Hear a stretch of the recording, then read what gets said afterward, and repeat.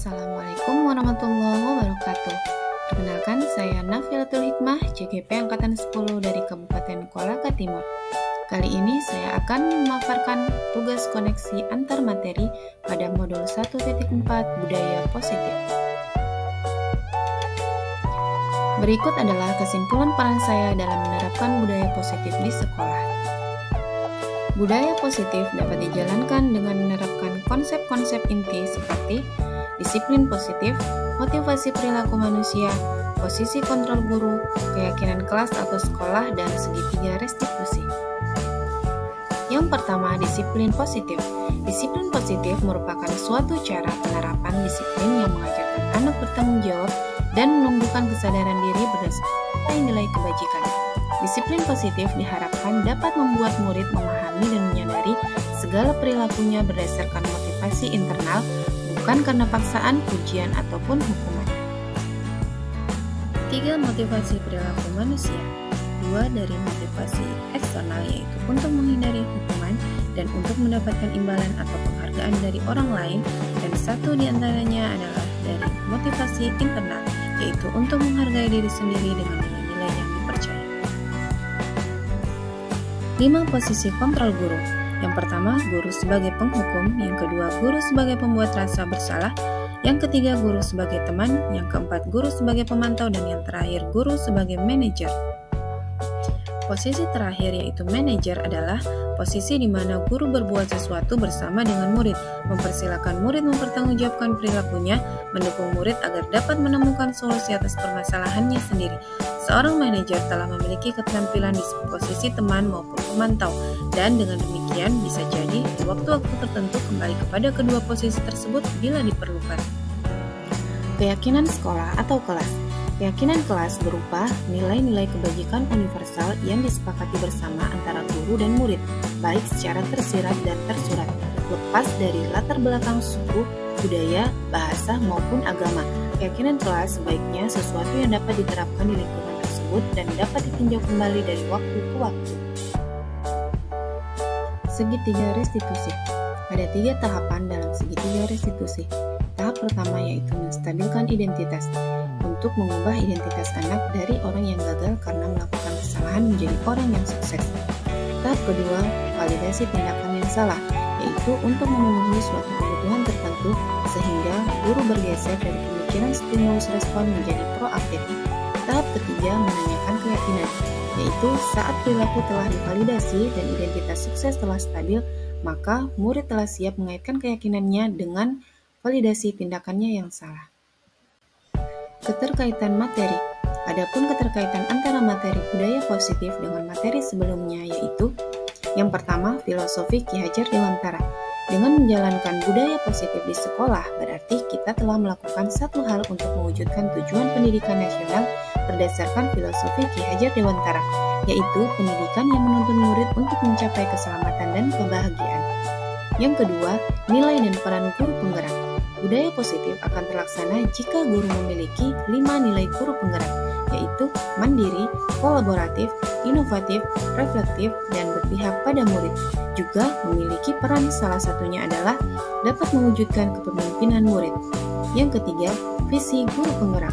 Untuk mewujudkan sekolah yang memiliki murid dengan profil pelajar Pancasila, maka salah satu caranya adalah dengan menerapkan budaya positif di sekolah. Selanjutnya, refleksi. Sejauh mana pemahaman Anda tentang konsep-konsep inti yang telah Anda pelajari di modul ini, yaitu disiplin positif, teori kontrol, teori motivasi, hukuman dan penghargaan, posisi kontrol guru, kebutuhan dasar manusia, keyakinan kelas, dan segitiga restitusi. Adakah hal-hal yang menarik untuk Anda dan di luar dugaan? Saya telah memahami konsep inti pada modul 1.4, yaitu budaya positif, dan pemahaman saya ini akan saya terapkan di sekolah dan akan melakukan pengimbasan kepada rekan guru lain. Hal yang menarik di luar dugaan yaitu bahwa penghargaan pun bisa menjadi hukuman bagi murid kita. Mungkin terdengar bertentangan, tetapi sebenarnya dapat menjadi alat yang kuat dalam membentuk perilaku positif, pengembangan diri, dan keterampilan murid jika pemberiannya dilakukan dengan tepat. Perubahan apa yang terjadi pada cara berpikir Anda dalam menciptakan budaya positif di kelas maupun di sekolah Anda setelah mempelajari modul ini? Saya menyadari bahwa cara saya dalam menangani murid bermasalah kurang tepat, sehingga saya melakukan perubahan untuk mengambil posisi manajer atau pemantau dan teman tergantung dari kondisi permasalahan murid dengan menerapkan segitiga restitusi. Selanjutnya, pengalaman seperti apakah yang pernah Anda alami terkait penerapan konsep-konsep inti dalam modul budaya positif, baik di lingkungan kelas maupun di sekolah? Sebelum saya memahami modul ini, saya kurang maksimal dalam pengelolaan kelas, terutama bagaimana cara mengatasi siswa yang ribut dan suka mengganggu teman. Dan setelah mempelajari modul ini, saya akhirnya menerapkan budaya positif di sekolah berupa keyakinan kelas dan restitusi. Dan alhamdulillah, terlihat perubahan yang signifikan pada diri murid saya. Bagaimana perasaan Anda ketika mengalami hal tersebut? Saya merasa senang dan bangga melihat murid yang sudah mulai meyakini nilai-nilai kebajikan imbas dari keyakinan kelas yang kami sepakati. Dan saya tidak serta-merta menjudge murid ketika mereka melakukan kesalahan, karena yang saya lakukan adalah restitusi. Menurut Anda, terkait pengalaman dalam penerapan konsep-konsep tersebut, hal apa sajakah yang sudah baik? Adakah yang perlu diperbaiki? Hal yang sudah baik adalah dalam mengatasi siswa bermasalah. Saya menanganinya dengan segitiga restitusi dan keyakinan kelas yang telah kami buat alhamdulillah berjalan seperti harapan. Hal yang perlu diperbaiki adalah kekonsistenan saya dalam menerapkan budaya positif di sekolah. Sebelum mempelajari modul ini, ketika berinteraksi dengan murid berdasarkan 5 posisi kontrol, posisi manakah yang paling sering Anda pakai dan bagaimana perasaan Anda saat itu? Setelah mempelajari modul ini, posisi apa saja yang Anda pakai dan bagaimana perasaan Anda, apa perbedaannya? Posisi yang sering saya pakai adalah posisi teman, karena menganggap teman sehingga murid kurang menghargai guru karena saya terlalu banyak memaklumi mereka ketika mereka membuat kesalahan. Setelah mempelajari modul ini, saya memakai posisi manajer, namun sekali-kali juga posisi teman atau pemantau, tergantung dari kondisi permasalahan yang dihadapi siswa. Sebelum mempelajari modul ini, pernahkah Anda menerapkan segitiga? Ya, pernah, namun tidak sesuai dengan langkah-langkahnya dan tidak seutuhnya saya terapkan. Restitusi ketika menghadapi permasalahan murid Anda, jika ya, tahap mana yang Anda praktekkan dan bagaimana Anda mempraktekannya? Yang saya lakukan adalah pada tahap validasi tindakan yang salah.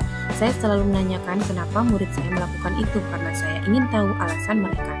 Selain konsep-konsep yang disampaikan dalam modul ini, adakah hal-hal menurut Anda yang penting untuk dipelajari dalam proses menciptakan budaya positif baik di lingkungan kelas maupun sekolah?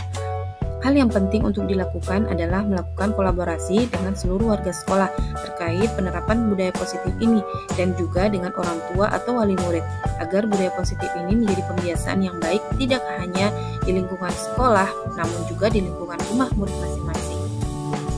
Demikianlah pemaparan dari saya. Terima kasih. Salam guru penggerak.